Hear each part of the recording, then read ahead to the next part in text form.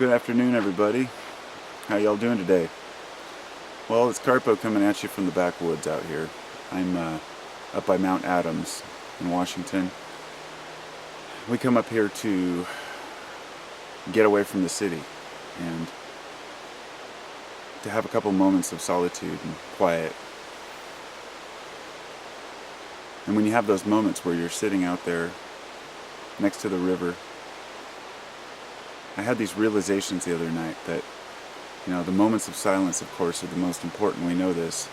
But the realizations I had were that there's a perfect distance to be away from everything. And I'm going to try to say this, put it into words as best I can. There are several things in life that can relate to the way that a stream sounds to the passerby. Anyone who's ever sat down next to a stream and closed their eyes and meditated or just thought or just cleared their mind, you will hear the subtle nuances of the river, rocks shifting positions, a gurgling, almost like a voice, as if the stream is speaking to you. And those little gurgles and oddities, they break up the monotonous consistency of the sound of flowing water. So if you're close to the river, you'll catch these little deeper sounds. It'll be more broken up into separate components, kind of like a band. Almost like when you're listening to music from far away. And it just kind of all sounds like, it's all mixed together. And the closer you get, and the more distinct the music gets, the more clear the notes become. And this is how I feel about finding the right spot in the woods where you can be at your best thinking.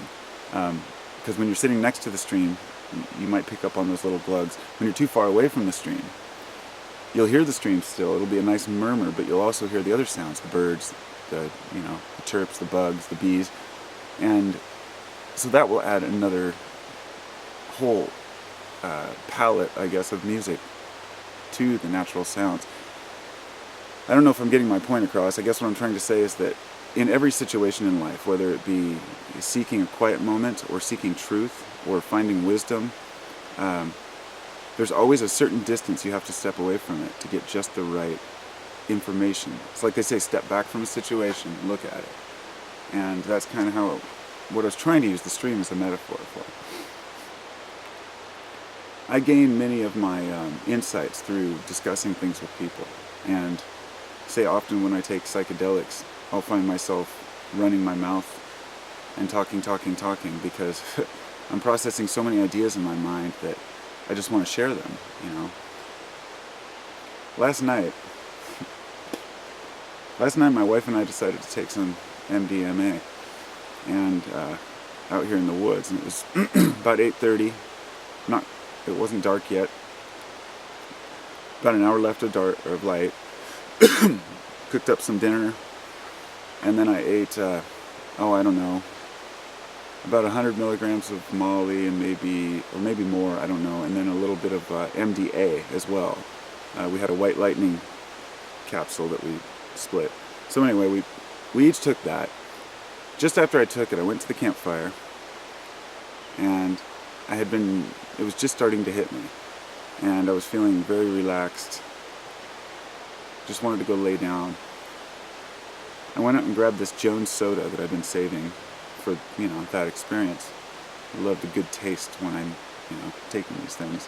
I love good tastes of, sweet juices and sodas and whatnot. So I grabbed a Jones soda. It was a foo-foo berry soda. And I opened it next to the fire. Now, I love the Jones soda because the bottle caps have little fortunes, if you will, in them. And I opened up the cap and I read it, and it said, I gotta go find it to remember the exact wording, but it said, "Your silence is very important at this time." And I just laughed to myself, thinking, never could a more appropriate message come than that moment to say, shut up and just be. So we laid there for 4 or 5 hours, just in and out, rolling in and out of awareness, looking at the sky, watching the moon. I'd close my eyes, I'd open my eyes, and the moon had moved a little ways in the sky, and it was one of those very, confusing kind of moments. Like when you take Molly, it's like that. But here's what I've realized: when you're taking Molly for a party or to hang out with friends or discuss, you can get a lot of good information through to each other. You can really relate to one another and understand each other better. But through the silence is the only way to understand yourself. And there have been times in the past when I've taken psychedelics where I ended up by myself and I was forced to reckon with these thoughts. So last night, after about an hour of being in complete silence, I started getting these flashes of awareness in my mind. Things about my life, my home situation, my job situation, my kids, my wife, myself, my lack of effort and motivation in certain areas I need to work on. And so, for about 3 or 4 hours I processed and worked through these things. And I woke up realizing that my silence is important in the sense of that stream. I don't get too close to my own stream and don't get too far away. To just let my life flow, and let everything just move as it moves. Because every time I've tried to resist anything in life, it just resists me back. So I choose not to resist anything. And I say that now, but I thought about this when I was out here this morning. I woke up and I was a little beat up and tried to start a little campfire because I forgot my stove and I wanted coffee, and all I had was a skillet. So I'm boiling water in a skillet, keep spilling it and everything, and thinking, okay, if I were out here in the wilderness all the time, I'd have these things dialed in, of course. My camping stuff's spread out all over, but I realized that, even though I love camping and I love going out in the wilderness, after a few days it would get to me. In other words, I'm saying that I've always told myself, whatever happens tomorrow, if I've got to move out of the city, if an apocalypse happens and you got to move out into the country, I could do it. I can adjust. I could function out here. I could do whatever I needed to do to survive, but I am still stuck in my routine of daily life, and it's hard to break away from, and it's hard to train yourself to be aware. Because when you're young, you go from thing to thing, you go from hobby to hobby, and idea, and people to people, place to place, and you are always adapting to new ideas. And eventually you grab onto something and you hold on to that. It doesn't matter who you are as a parent, as an adult.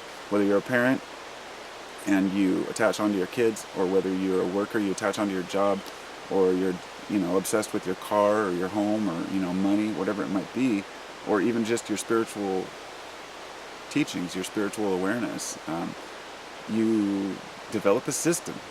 You develop a system of thought, and these are the thought systems that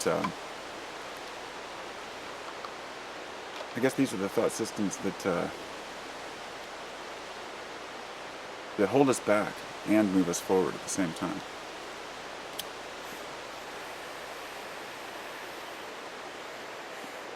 First toke of the day.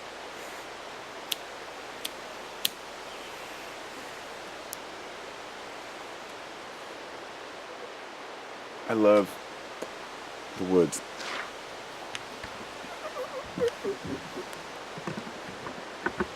How could you not, right? There we go.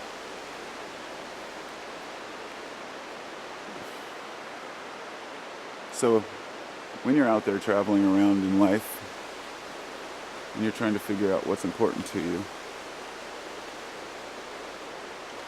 just remember that silence.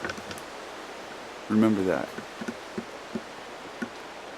Silence is very important at this time. I have some friends through the past who I've met who can remain silent and just sit and think with themselves. And I've realized over the years that I'm not the kind of person who does well alone. I have no problem sitting by myself. I love hiking by myself and traveling, thinking. But in the sense of, I don't know, like, I guess I'm codependent. And I guess we all are to a degree, right? I mean, we all have a degree of codependency where we, like to have others around us. And when I was younger, I thought of how awesome it would be to, to be one of those woodsmen that can go out and travel and hike up into the middle of nowhere and just stay there for weeks or months or years on end. And I don't know if I'd want to be that person anymore. I love being independent, but I also love people.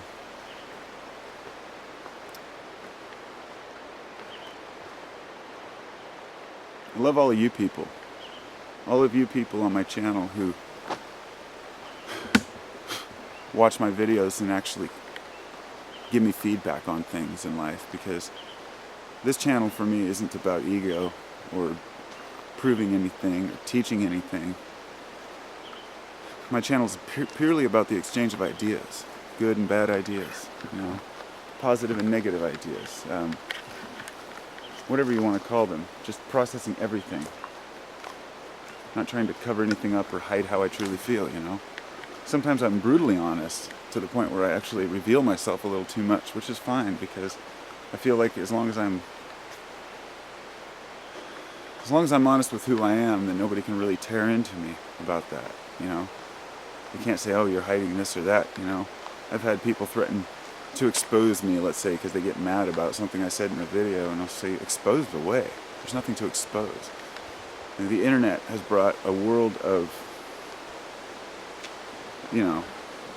fear for people who are afraid of getting themselves revealed, but for me it's all a learning experience, and I feel like anything that I can find out negative about myself helps me to grow as a person. But when I sat in silence for however many hours like that, it took a while, but these ideas started to flow. These realizations started to happen. Connections I haven't made before on MDMA. I have done so several times on psilocybin, but rarely remained silent long enough for my brain to start telling me what it wants me to hear. So, I guess that's what I've got for today. Heading back to the campsite now. It's going to be a really nice day today.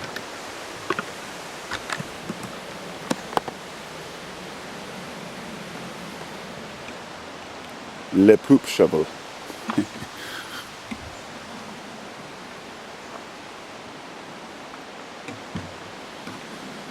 Yes, this little road dead ends at my campsite, and we hung a sign at the entrance. Occupied. Nice little spot. I think having a spot in the woods gives you a little bit of, a connection to make with the world.